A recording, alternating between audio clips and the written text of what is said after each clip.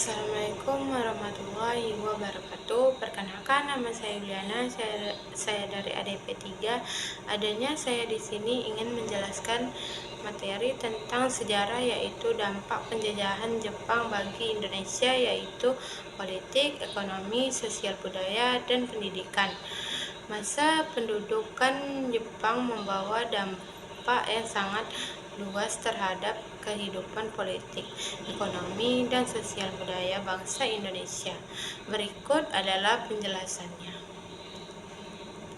Yang pertama, bidang politik. Sejak awal pendudukannya di Indonesia, Jepang melarang segala aktivitas politik seperti organisasi politik, organisasi sosial, maupun organisasi keagamaan, serta menggantikan organisasi tersebut dengan organisasi bentukan Jepang.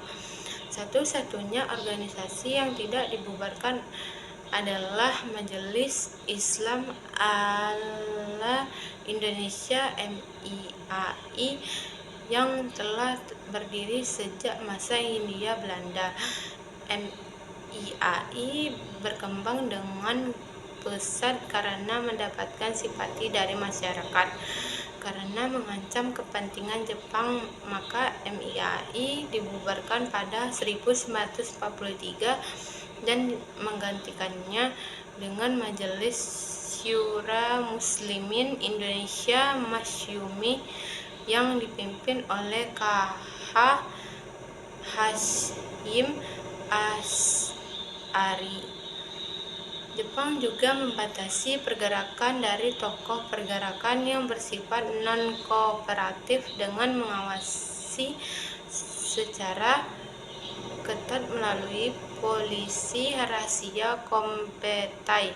Kompetai juga turun di masyarakat guna menghukum siapa saja yang tidak pro terhadap Jepang dengan menghukum tanpa proses pengadilan. Hak asasi manusia pada masa pendudukan Jepang nyaris tidak berlaku. Berikut adalah hal-hal yang dilakukan Jepang untuk menarik simpati penduduk Indonesia. Mendorong bahasa Indonesia dengan bahasa pengantar dan melarang penggunaan bahasa Belanda. Membentuk kerjasama dengan tokoh nasionalis melalui gerakan 3A. Membentuk organisasi Pusat Tenaga Rakyat Putra dan penempatan 4 serangkai, yaitu Soekarno-Hatta, Ki Hajar Dewantara, dan K.I.A. Masyur sebagai pemimpinnya. Organisasi ini bertujuan menyatukan potensi masyarakat untuk kepentingan Jepang. Namun, organisasi Putra justru dimanfaatkan para tokoh nasionalis untuk menanamkan nasionalisme. Setelah melihat Putra lebih bermanfaat pada kepentingan Indonesia, maka Putra dibubarkan oleh pemerintah Jepang.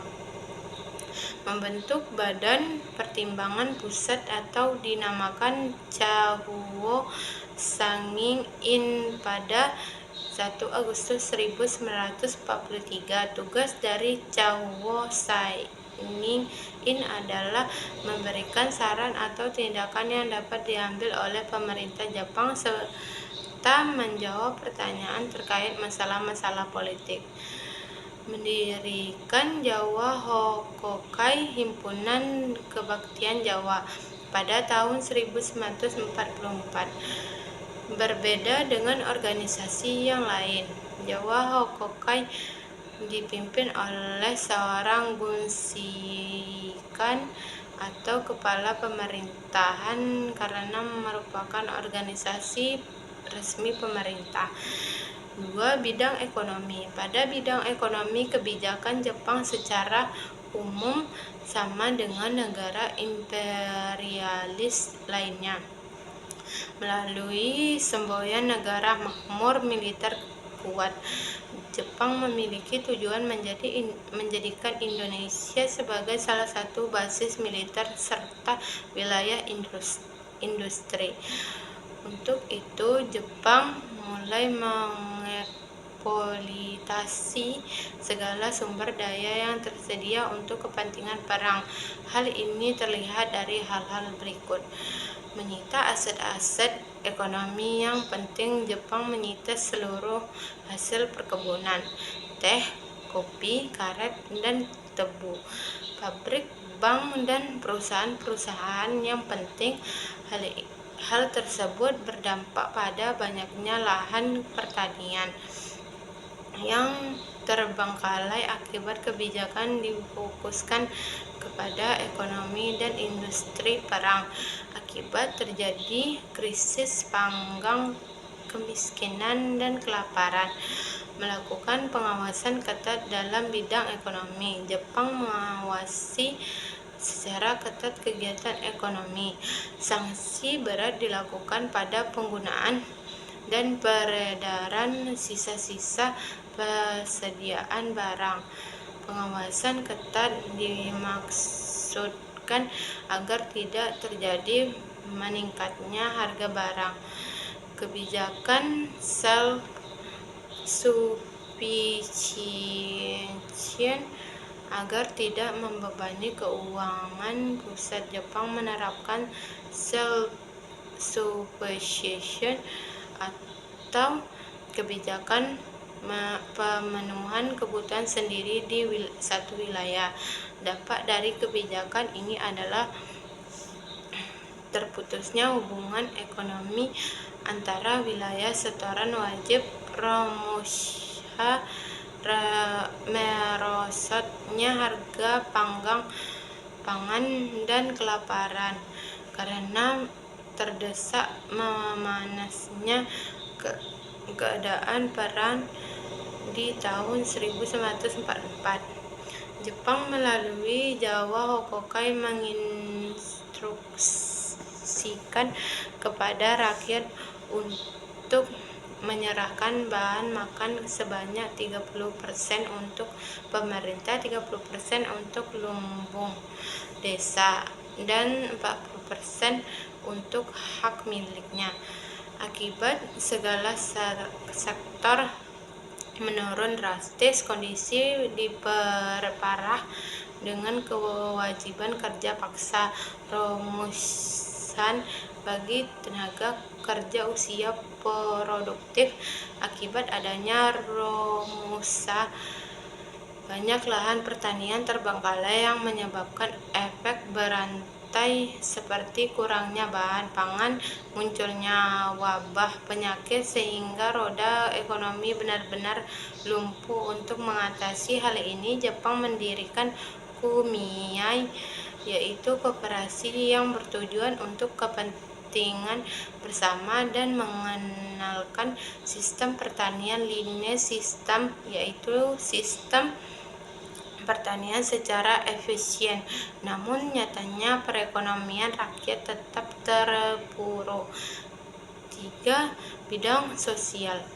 Munculnya sistem romusa selain perekonomian yang terpuruk akibat kebijakan ekonomi perang Jepang.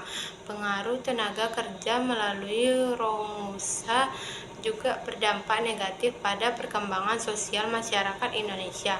Romusa dimobilisasikan untuk pembangunan saran perang tidak hanya di Indonesia saja, melainkan di Burma, Muang Thai, Thailand, Vietnam, Malaysia. Selain romusa juga diterapkan Jugun lan Ainfu, yaitu merekrut para perempuan untuk dijadikan penghibur bagi tentara Jepang. Pendidikan. Selama pendudukan Jepang, kondisi pendidikan menurun drastis bila dibandingkan masa Hindia Belanda.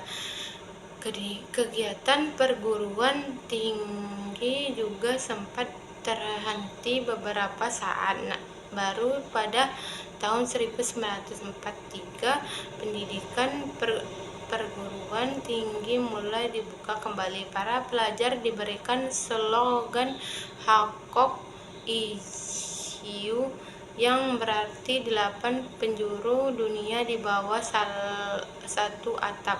Satu atap yang dimaksud adalah di bawah kekaisaran Jepang. Ajaran Hakko Ihiyu ditunjukkan sebagai doktrin dari pihak Jepang.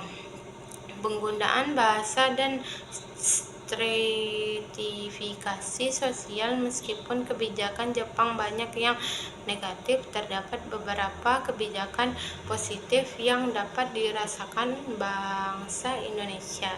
Salah satu di antaranya adalah diharuskannya bahasa Indonesia sebagai bahasa pengantar.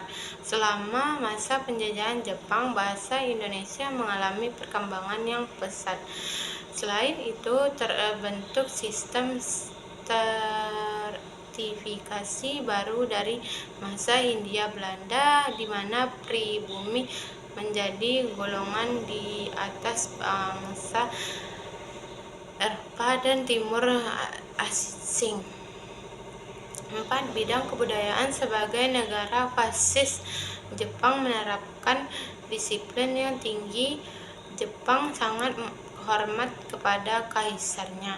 Hal ini yang ingin diturunkan Jepang kepada bangsa Indonesia. Jepang mewajibkan rakyat Indonesia untuk membungkukkan badan sedalam-dalamnya ke arah matahari terbit atau dinamakan Seikerei. Hal ini kemudian memunculkan protes pada 1944 oleh kalangan pesantren di Tasikmalaya. Pengaruh Jepang banyak terlihat pada lagu, film, drama sebagai bentuk propaganda Jepang. Pemerintah Jepang juga mendirikan pusat kebudayaan yang bernama Keimin Bunkei Shidoso sebagai wadah perkembangan kesenian Indonesia. Namun organisasi ini dimanfaatkan Jepang untuk mengawasi dan mengarahkan seniman agar karyanya tidak menyimpang dan melawan Jepang. Di sisi lain, muncul buku-buku karya sastra yang dibiarkan berkembang karena tidak bertentangan dengan Jepang, seperti Cinta Tanah Air karya Nur Sultan Iskandar, Palawijaya karya Karim Halim, dan Angin Puji karya Usmar Ismail. Sebaliknya, karya sastra yang bertentangan dengan Jepang dilarang dan penulis dimasukkannya ke penjara, seperti karya sastra Siap Sedia karena Chairil Anwar. Sekian penjelasan saya. Apabila ada salah kata, mohon maaf. Terima kasih telah menonton. Assalamualaikum warahmatullahi wabarakatuh.